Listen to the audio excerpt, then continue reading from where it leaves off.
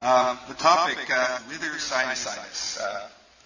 Maybe some of you have had some thoughts about that. Sinusitis is something we hear about all the time. Patients come in, doctors, I got sinus problems. All sorts of advertisements in journals, newspapers, TV for treatments for sinusitis. And what is this sinusitis? What are these symptoms that people are talking about? When a patient is diagnosed with sinusitis, are they really just experiencing rhinitis? Is this just a change in terminology? Well, what are the sinuses? Well, the sinuses are holes in the head, holes in the skull. They're lined with respiratory epithelia, and what sort of symptoms do they cause? Well, I think the symptoms that people relate to sinusitis really are just symptoms related to the nose. Rhinitis, or if you look at the inside of the nose, what we see are respiratory epithelia.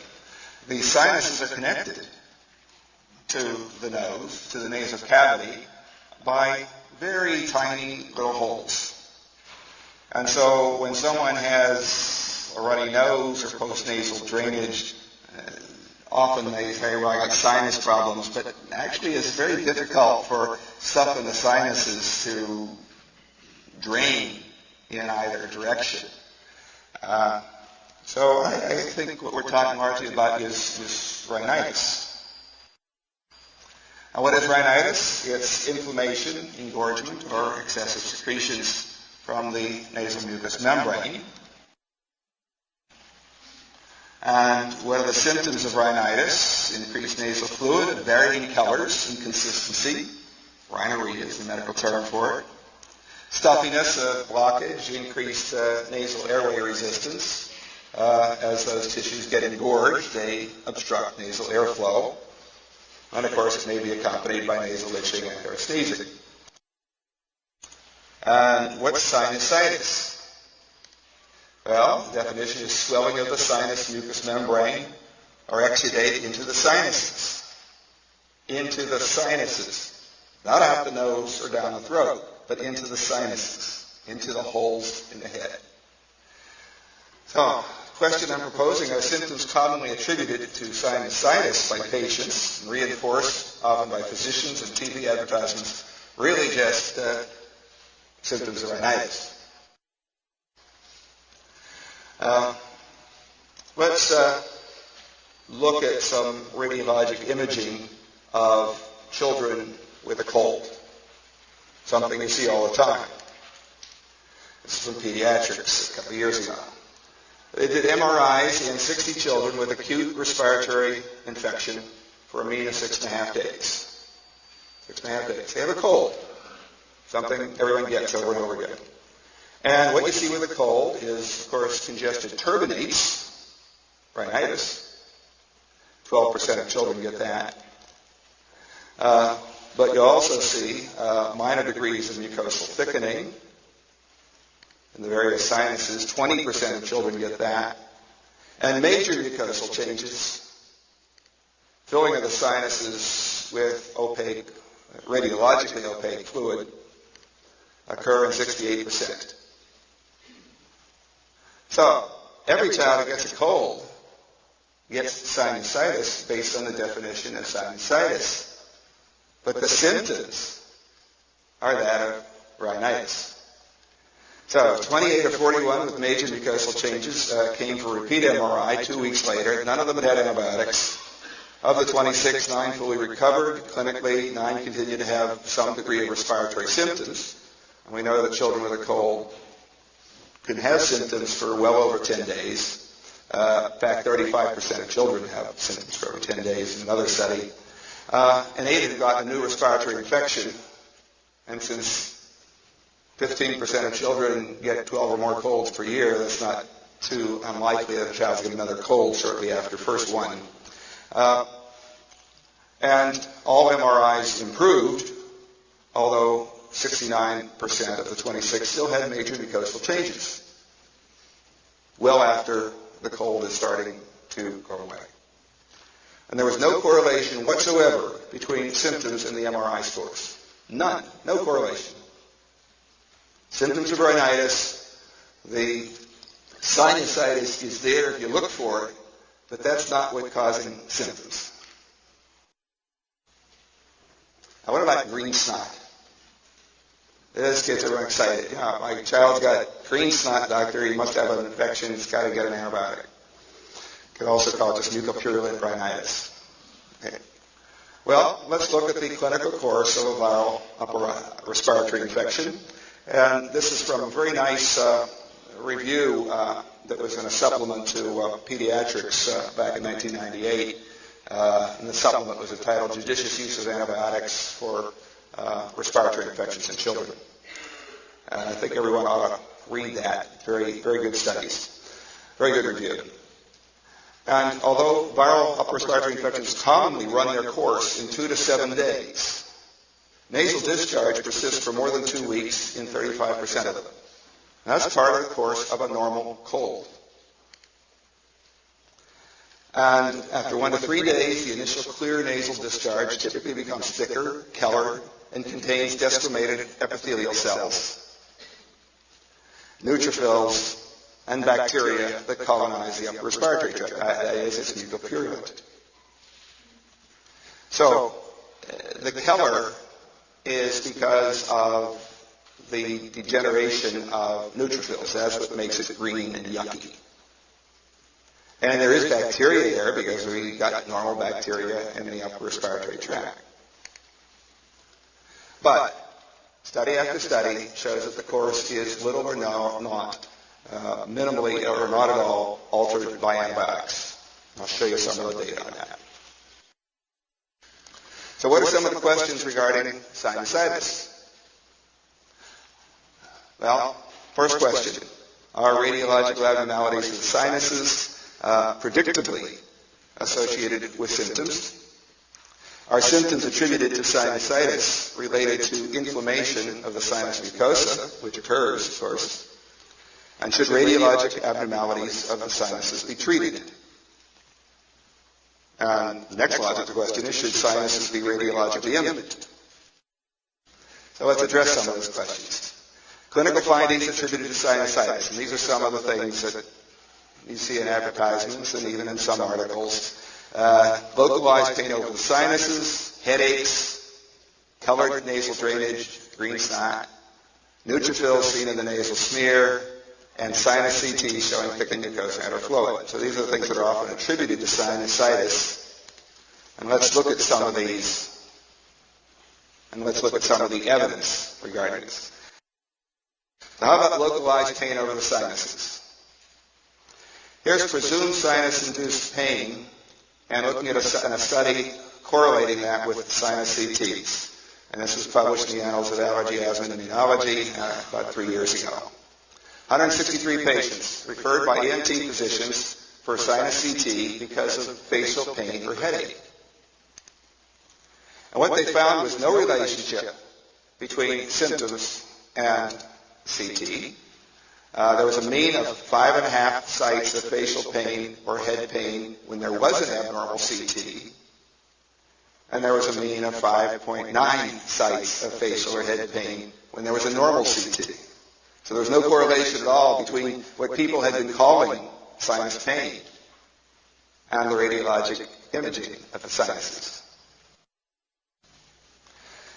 How about headaches, colored nasal drainage, neutrophils seen in the nasal smear? What evidence is there for that? Well, this was a nice study that was done by Zimmerman et al., Journal of Allergy and Clinical Immunology, quite a number of years ago.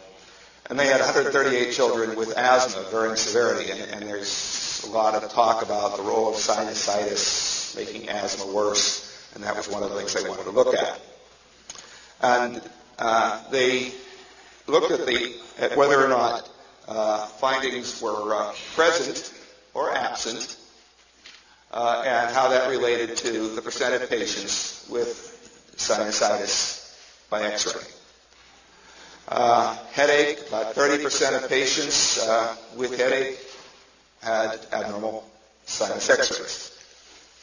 But they didn't have headache. About 30% of patients had abnormal sinus x-rays. Green snot, about 45% had abnormal sinus x-rays. Not as many when the finding was absent, but you still had close to 30%.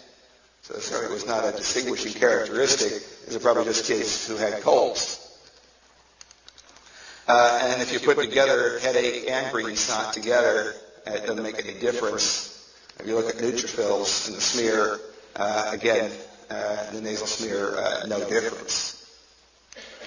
They also found no relationship seen between the severity of asthma and sinusitis, despite the fact that we keep hearing that, gee, if you've got difficult asthma, you should, look at their sinuses. That's even in the NIH guidelines. It's not evidence-based. The evidence is contrary to that. How about wing sinus CTs showing thickened mucosa and/or fluid? Well, is this a distinguishing characteristic of symptoms? Well, there are a number of studies in the radiologic literature that are very interesting. This is one from one of the radiologic journals, done quite a while ago, but I think it was very revealing. We're looking here at the percent of patients with radiologically diagnosed sinusitis. And three groups of children that had no respiratory symptoms, children who were sent for chest x-rays because they had respiratory symptoms, so they looked at sinus x-rays also. The ones with no respiratory symptoms were sent for sinus film, or were sent for skull films, and they looked at the sinuses incidentally. And then these are patients that were sent because they had suspected sinusitis, and they were going to look at the sinuses primarily. So, what did they find? For the younger children, less than 2, there was an incidental finding of sinusitis in 90% of the children. So if you just grab children off the street and x-ray their sinuses, they're going to have sinusitis diagnosed. And that's true whether they have respiratory symptoms or sinusitis. So it's not a distinguishing, that doesn't distinguish patients with symptoms attributed to sinusitis from patients where the sinuses are just looked at incidentally because they're sent for x-rays for something else.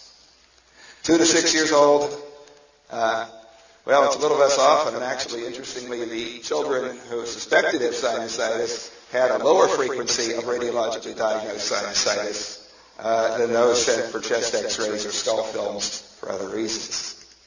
And again, little correlation between those, certainly those who had symptoms attributed to sinusitis did not have radiologic findings that distinguished them from those where the sinuses were just looked at incidentally. So radiologic imaging of sinuses is an exquisitely sensitive technique with zero specificity for symptoms that are attributed classically to sinusitis. Here's another study. This is an old one, actually, and it shows how it pays to go back and look at older literature at times. This was a wonderful study that would never be done today. They looked at 3,500 sinus films in 100 normal children over a 10-year period. Essentially, they were trying to x-ray them every 6 months. They found that they published 2 really fantastic studies. One is virtually all the data we know about the normal development of sinuses came from one of the studies. But this study, this particular publication, was on the relationship between sinusitis on x-rays and symptoms. And the data was kind of complicated. It's easier just to give some of the quotes from their findings. We have found in the films all the variations usually attributed to infection. Mean percentage of pathologic films is 30.7% of all films studied. 13 children had pathologic antroms in over half of total films of sinuses. Children with fewer colds had a higher percentage of clear sinuses, and the children with definitely allergic manifestations, 26%, showed a higher percentage of pathologic sinuses up to 6 years of age. So, just normal children now have a very high incidence of sinusitis when you just take radiologic sinusitis. When you just go around taking films of them, you get a higher frequency if they've had colds, a higher frequency if anything that's causing nasal airway inflammation, because it's the same mucous membrane that's connected in the sinuses. Another study from the radiologic literature, 101 paranasal sinus CTs among children referred for cranial CTs. They referred for cranial CTs. That was the reason for doing this, but they looked at the sinus CTs, and they found them in 18% of those more than 1 year of age who had no reason. Now, they screened them now to have no recent URI, none in the past 6 weeks. Still 18%. And it was 31% of those who had had a recent URI. Sinus abnormalities in asymptomatic children. Another study from the radiologic literature. 137 sequential children sent for cranial CTs for various reasons, and half of the patients, less than 13, had maxillary or ethmoid opacification. Just looking at the incidentally, they weren't sent to have a sinus exam, they were sent for a cranial CT for other reasons. This has been seen even in adults. This from the otolaryngologic literature. 1,000 adults scheduled for head CTs, 666 with no history consistent with clinical suspicion of sinusitis. Radiologic abnormalities consistent with sinusitis in 51% of men, 34% of women. 28% were in the ethmoid, 25% in the maxillary, and 11% in the sphenoid. No history of symptoms of sinusitis, but radiologically they had sinusitis. And there's no relationship to age. So, there's no evidence that sinus imaging gives you useful information. What about response to treatment? Well, let's look at some of those studies. Here's comparative effectiveness of amoxicillin and augmentin in sinusitis. And this was a classic study that has been quoted over and over and over again to argue for antibiotics with, quote, sinusitis based on essentially prolonged green snot. These are 93 children. This is the study, classic study by Helen Wall. 93 children with nasal discharge or cough, greater than 10 but less than 30 days, with radiologic evidence of sinusitis. They were randomized to placebo, amoxicillin, or augmentin, and they were evaluated by phone at 3 days and re-examined at 10 days. And what did they find? Okay. Looking at the percentage of patients who improved on the 3 regimens, and at day 3, those who were getting antibiotics did have statistically significant greater frequency of symptoms than those not treated of the approximately 30 patients in each group. So it's a rather small study, but this difference was statistically significant, but the magnitude is not tremendously impressive. I mean, the placebo patients are improving. Notice that there's no further improvement after 3 days. None whatsoever.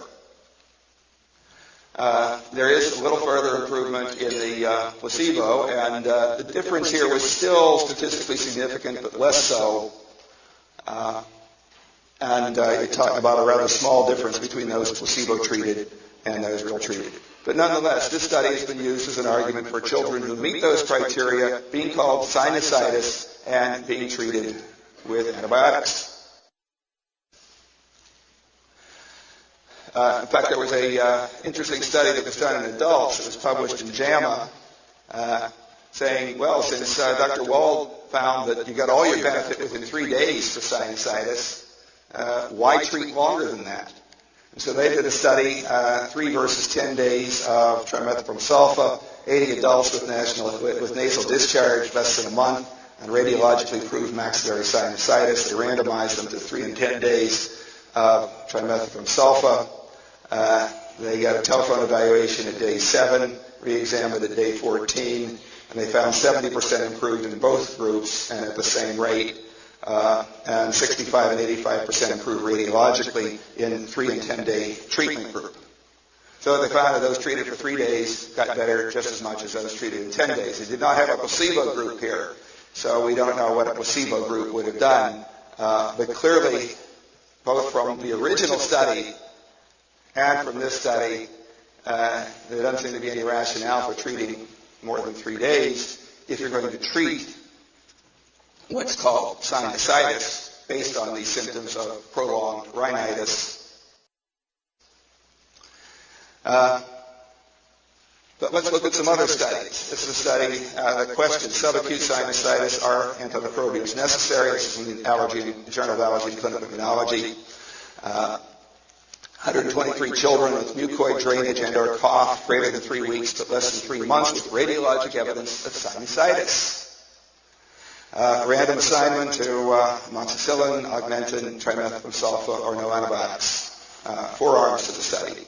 All were treated for 3 weeks, plus 3 more weeks if only partial response at 3 weeks. Non-responders at 3 weeks were treated with erythromycin and sulfasalazine. So if they weren't getting better at 3 weeks, they switched to antibiotics. So, what kind of results did they get? 96 completed the study. Percent of responders at 6 weeks showed clinical and radiologic improvement. Looking at the percentage of responders at 6 weeks who had clinical and radiologic improvement among the groups, and there were 20 to 25 patients in each group. And here's the ones who got amoxicillin. Here's the ones who got augmentin, trimethoprim sulfa, no antibiotic. There's no significant difference between any of these. Placebo got better just as much. Conclusions: no significant difference between treated and non-treated, and no significant difference between treatments. And here's a very recent, or much more recent study that was really kind of a real-world study because it was done in primary care pediatricians' offices. In a number of offices. It was a randomized trial of amoxicillin, augmentin, and placebo. 188 children from 3 community practices. 10 to 28 days of persistent sinus symptoms based on the criteria that I'm sure most of you are familiar with. Double-blind, placebo-controlled trial of 40 to 45 milligrams per kilogram per day of amoxicillin with or without clavulanate. So let's look at the symptoms here. They looked at a sinus symptom score, a sinus symptom rating, and each of the following scores from 0 to 3 for no symptoms, too large problem. Nasal obstruction, daytime coughing, nighttime coughing, headache or facial pain, colored nasal mucus. So this is the 5 criteria that they were scoring, 0 to 3, and looking at difference in symptoms. So they had an S5 score, which is the mean symptom score, range of 0 to 3. This is the mean symptom score. And here's the results for the augmentin, placebo, or amoxicillin, and placebo, of course, and they're all getting better at the same rate. There is no difference. There's a very small difference here. It didn't even approach statistical significance.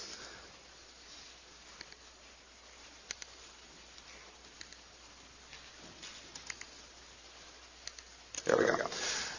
No difference between the antibiotics and placebo. So, this was a meta-analysis of 16 studies of adolescents and adults, total of 3,358 patients, looking at response to therapy. Journal of Clinical Immunology. The conclusions from looking at all these studies: only small differences, at most if that, between placebo and antimicrobial treatment for acute maxillary sinusitis. And since nearly all antibiotics seem to be of comparable value or lack thereof, price alone should dictate choice. Don't use the latest megastoppicillin, and 3 days is probably sufficient. So most don't need treated. If you feel pressured to treat, 3 days is the least expensive antibiotic you got.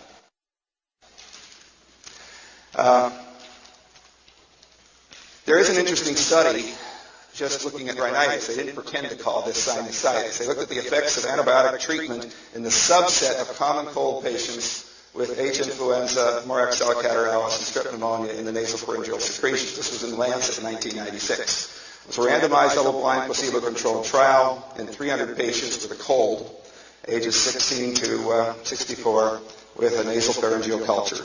20% of the patients had one of these organisms versus only 2% of 80 controls. So there was a higher frequency of these bacteria, which are certainly pathogenic if they're in the middle ear, common cause of ear infections.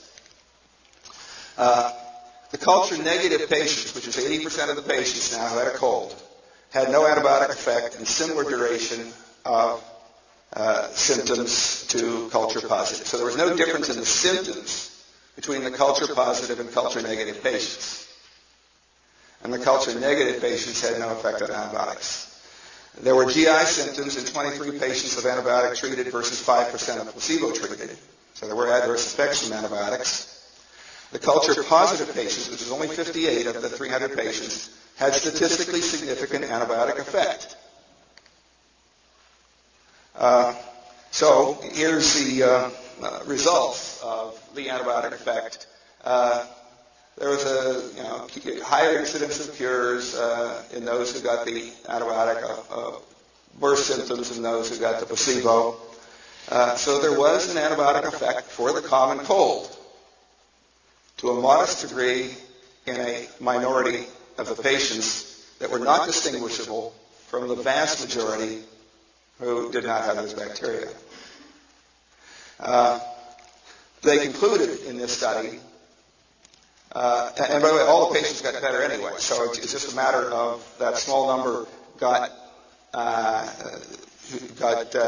there was an average of about a 1 day's difference in getting completely better.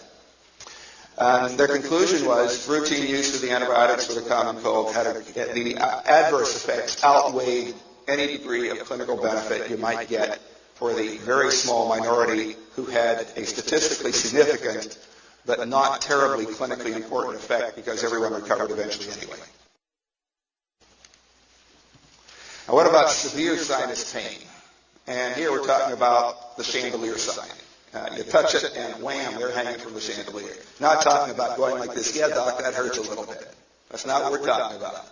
We're talking about severe, acute, localized sinus pain. There are two mechanisms in their treatment. One is just a barrow effect, obstruction of the sinus ostia, which you can get with a cold, with resulting pressure differences. It's analogous to the acute pain, ear pain you get from eustachian tube obstruction.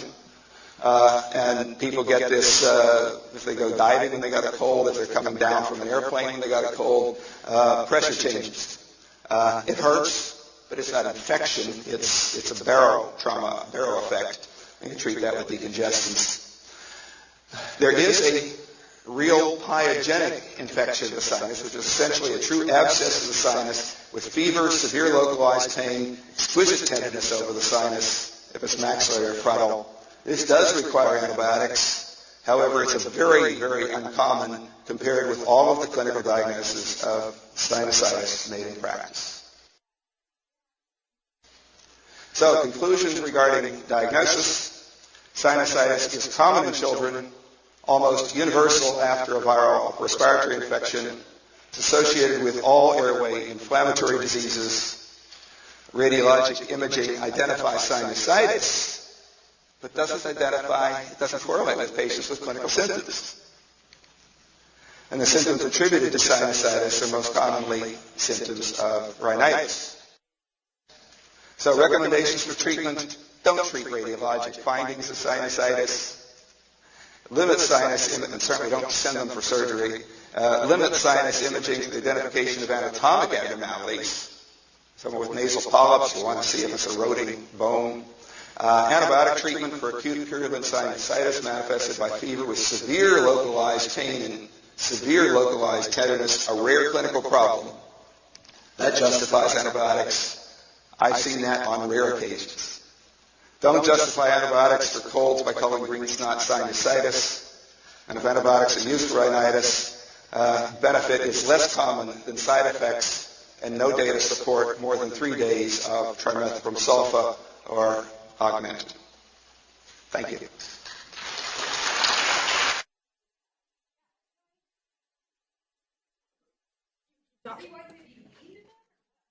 Oh,